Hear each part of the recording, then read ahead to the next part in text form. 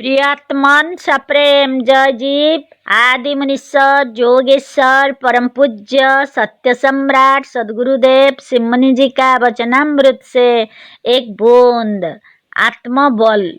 जब तक तुम ईश्वर को सर्वशक्तिमान मानते हो तब तक तुम्हारे लिए आत्मबल की बातें करनी व्यर्थ है।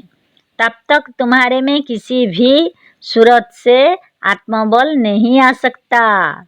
बात यह है कि ईश्वर को मानने वाला उसे सर्वशक्तिमान मानेगा।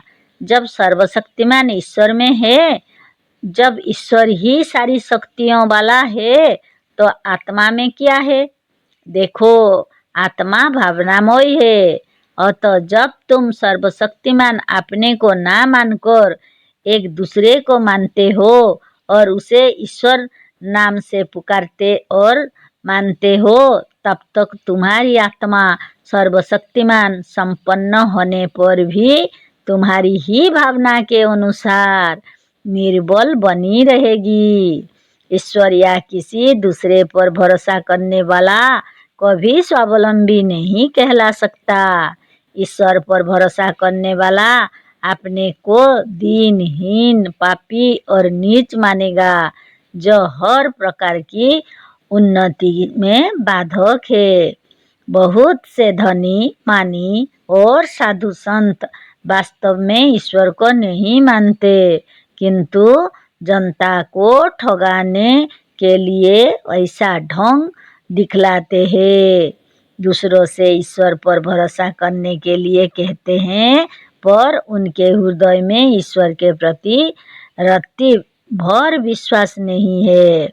धनी, सेठों, प्रसिद्ध साधुओं, राजाओं, महंतों और अधिकार प्राप्त राजनीतिक नेताओं के जीवन और दिनचर्या पर उनके अंतरंग में जाकर निष्पक्ष होकर विचार करो तो सारा भेद खुल जाएगा। यह बड़े बड़े साधु, पुजारी, महंतों और भक्तों के कार्यक्रम, उनकी दिनचर्या और उनके मस्तिष्क का किसी तरह से उनके अत्यंत निकट जाकर अध्ययन करो तो तुम्हें मालूम होगा कि वह सचमुच ईश्वर को एक रत्ती बराबर भी नहीं मानते। जो कुछ ऊपर से मानते हैं और ईश्वर का नाम लेते हैं, वह जनता को दिखाने के लिए और उन्हें ठगने के लिए।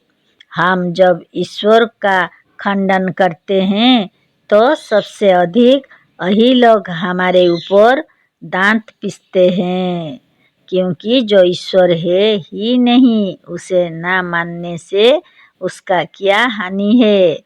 हानि तो इन्हीं लोगों को है जो उसी के नाम पर सब कुछ प्राप्त करते हैं। सचमुच यदि ईश्वर होता तो सबसे अधिक वही हमसे नाराज या रुष्ट होता और हमें एक क्षण भी जीने नहीं देता।